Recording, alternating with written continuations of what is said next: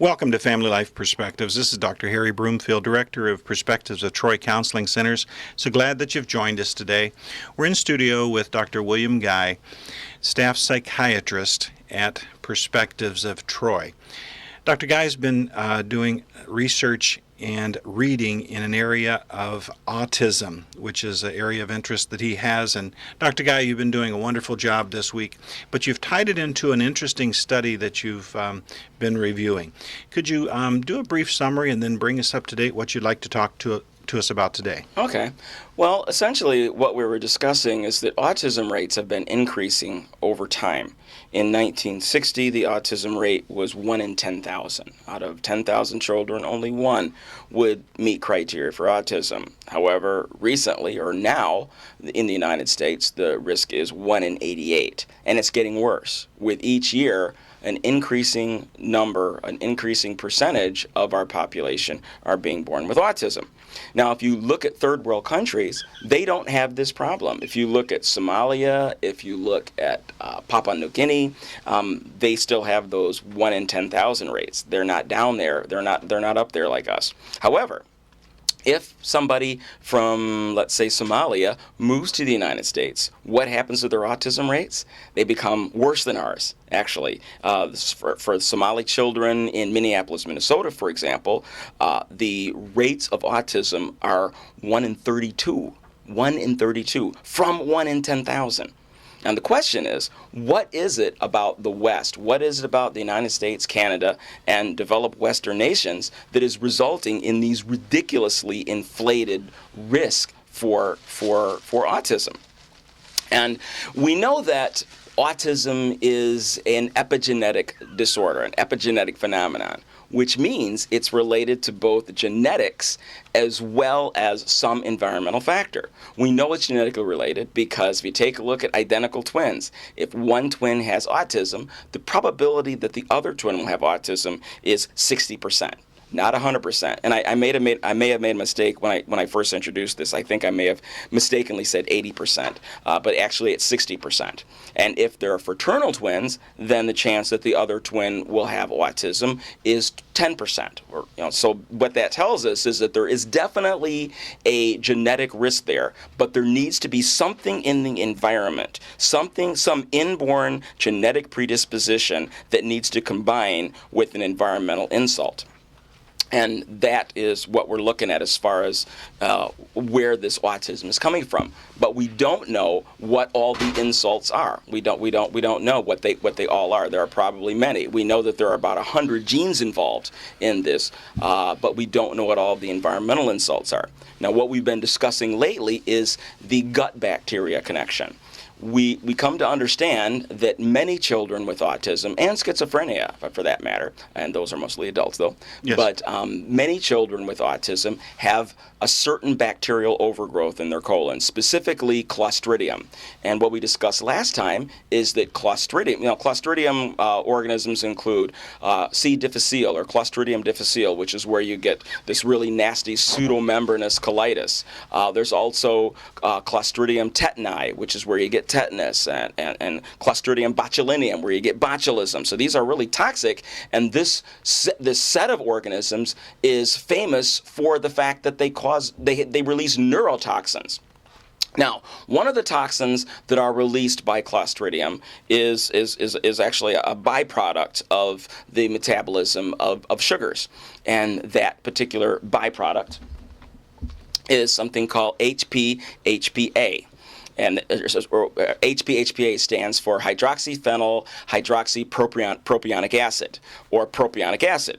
Propionic acid has known neurotoxic effects. What we discussed last time is that when you inject propionic acid into the brains of rats, it gives them autistic-like symptoms. It causes them to be cognitively impaired. They're no longer able to find their way around the maze. They become antisocial. They ignore one another instead of sniffing each other all day. They start running around all hyperkinetic, and they start becoming hunched over. It changes their very posture.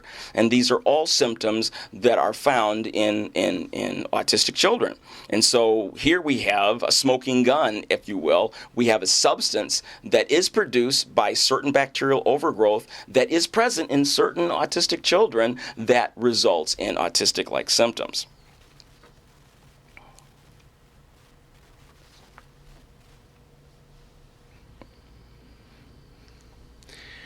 Welcome back to Family Life Perspectives. Dr. Broomfield and Dr. Guy continuing to discuss the gut reaction or the guts of autism. Dr. Guy, you were talking about acids and the formations of a particular bacteria. Acid, yes, yeah. yes. Could you pick up there, please? Yeah, the Clostridium produce as a metabolite of carbohydrates. I'm just going to generalize it because if I get too specific, I might lose folks here. But as it metabolizes carbs, it produces this propionic acid, and this is actually detectable in the urine. And the urines of people with autism have been looked at, and a number of people have demonstrated to have elevated amounts of this metabolite, HPA. And these are if the elevations are above a certain number, and specifically it's 500 millimoles per mole of creatinine, but if it's above a certain number, then their symptoms seem to be worse. And these are individuals that can be targeted for treatment with either antibiotic treatment or the use of probiotics to bring that Clostridium population down. Now, Clostridium is not the only source of propionic acid, though. Okay, we use propionic acid in processed foods. It's used as a preservative for things like bread and cookies. It's given to, this is something that is very much in our industrial diet. It's commonly held that preservatives are not good for us, yes? Well, yes. That's what we're talking about, yeah, right? Well, I had a friend who told me she has a son with significant Asperger's. Asperger's used to be considered autism spectrum, and yes. But anyway, She told me on several occasions that when she changed his diet, when she cut down the carbs and got away from processed foods, his behaviors became markedly improved.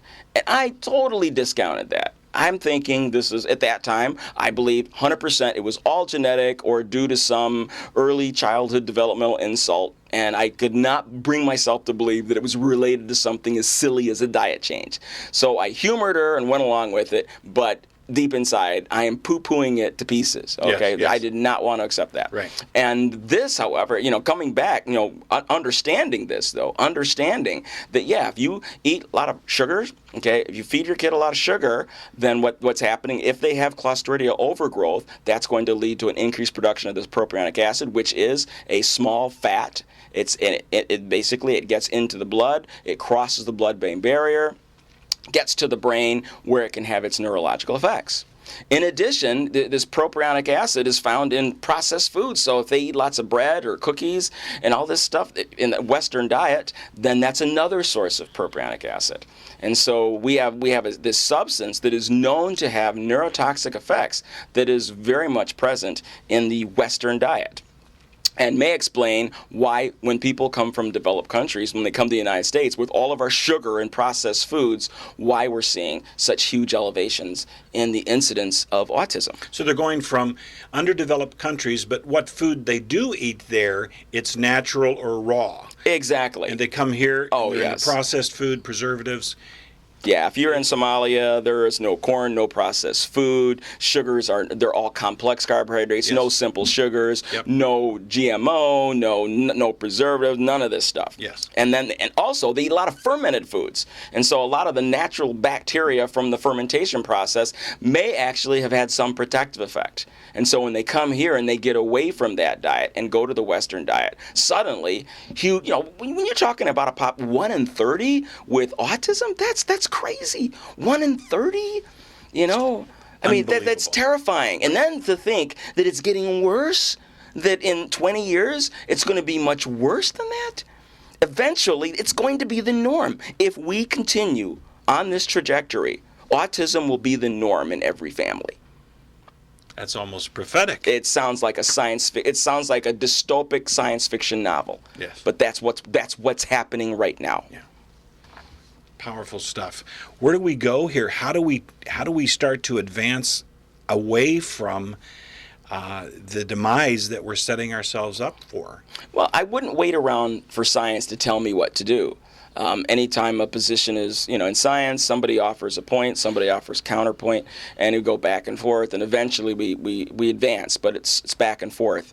I think right now we have enough evidence at this point to where if I'm raising a child now, I would put a moratorium on simple carbohydrates. I would watch very carefully. I would not let my kid drink a 2-liter of pop all by themselves. Okay, I would definitely restrict. I would restrict the diet, and I would cook. People need to cook. Okay, it's like we're so used to the processed food diet, buying food that comes in plastic containers, right, and so forth. And so we're consuming lots of processed foods. And the sugars, though, I think sugars are the primary culprit. Excess sugar in our diet is killing us. Sugar is worse than fat. If you were on a 1,500 calorie diet, one was mostly fats, the other is mostly sugars. The old thinking was they're the same. They're not the same. The carbohydrate diet is worse for your blood vessels. It's worse for your weight. It's worse for your whole body. Excess carbohydrates accelerates inflammation throughout the body. Yes. Okay. It causes microinflammation in your blood vessels, which can lead to atherosclerosis and so forth. Now, propionic acid, by the way, for those who do have this bacterial overgrowth, this clostridial overgrowth, so not only does it cause us to be less social, to be hyperactive, to have weird postures and all that kind of thing, but in addition, propionic acid activates the microglial cells in the brain. Now, what are those? The glial cells are the cells that support the neurons, and the microglial cells are the inflammatory cells of the brain. They fight infection. But when they're activated through sugar or propionic acid, they attack the neuron, and it causes like an autoimmune destruction of the neuron. And that's what we're talking about this week, the guts of autism. Dr. Guy, can you be back with us tomorrow? Yes. And the remainder of the week? All right. Until then,